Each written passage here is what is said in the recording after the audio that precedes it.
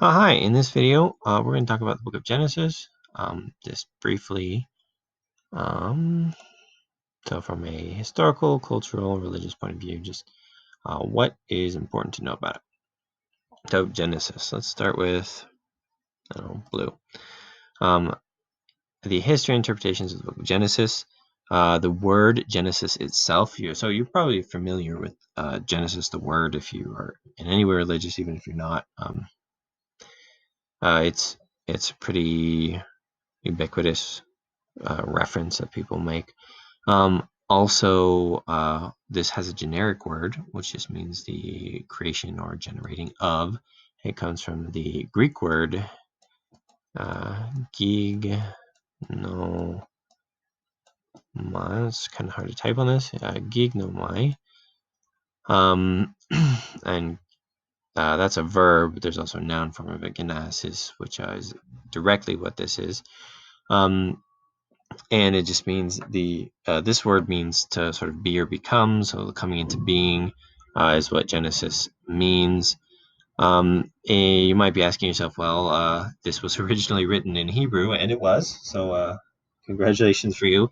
It was originally written in Hebrew. So what's the Hebrew word for it? Well, in Hebrew they generally call it Bereshit, which means in the beginning. It's just I guess I think that's also the name of the Torah portion. That's at the very beginning, but it just means beginning. So we'll often call books of the Hebrew Bible by sort of the first thing in it, essentially. So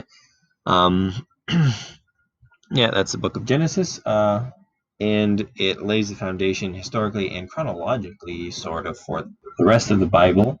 And one of the things that is really important to note about this is it has a lot of miracles and foundational stories. Um, it has a lot more than maybe a lot of other books, especially at the beginning.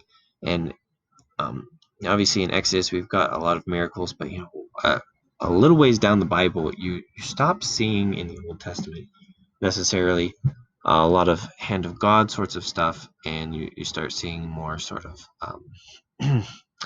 I guess prophecies and things of that sort, prophecies and calls to repentance and that sort of thing. Genesis has a lot of miracles, and a lot of people view it as sort of a foundational mythology for Judaism and Christianity, but I think that is just a little bit hand wavy. I think it has the miracles and things that are perhaps maybe not miracles but are thought of as miracles are a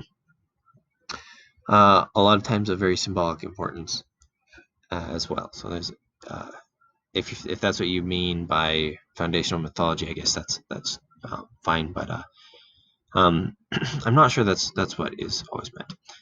So it is written in Hebrew. This is actually the Aramaic alphabet. Originally, the book of Genesis would have been written in the Paleo-Hebrew alphabet. We're not aware of any extremely old sources for this, for the book of Genesis.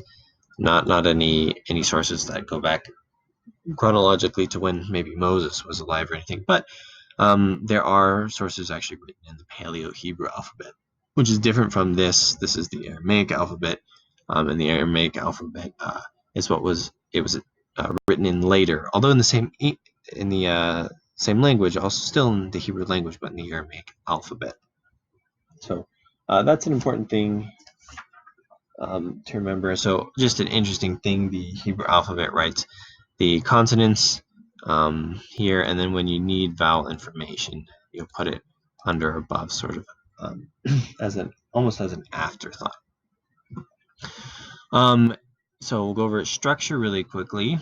It's often talked about as being arranged in the ele todot, so broken into parts based off of the existence of the phrase ele todot, which is Hebrew for these are the generations.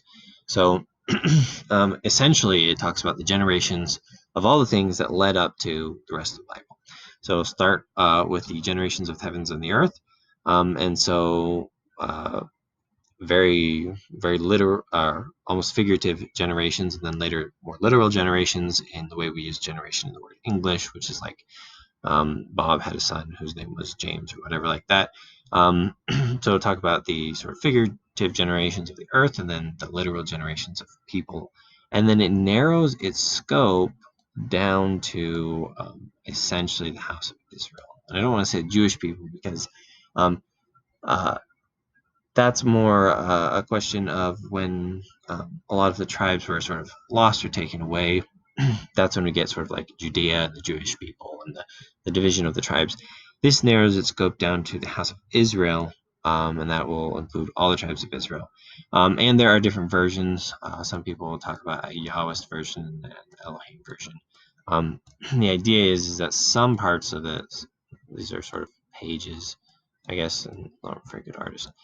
Some of the pages of the Old Testament or parts of the Old Testament will talk about God using his sacred four-letter name in Hebrew, and we'll often call these the Yahwist parts of the book of Genesis.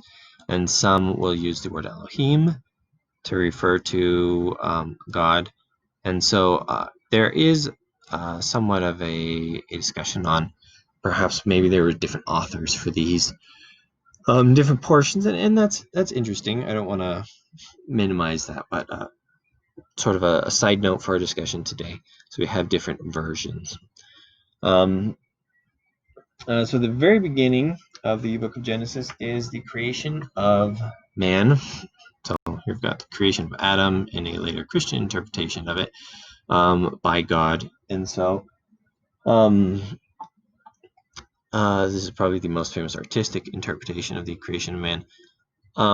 But so it starts with the creation of the earth, then the creation of man, and then it sort of narrows down mankind by the covenants made with God. So we've got Adam, certain covenants made between Adam and God.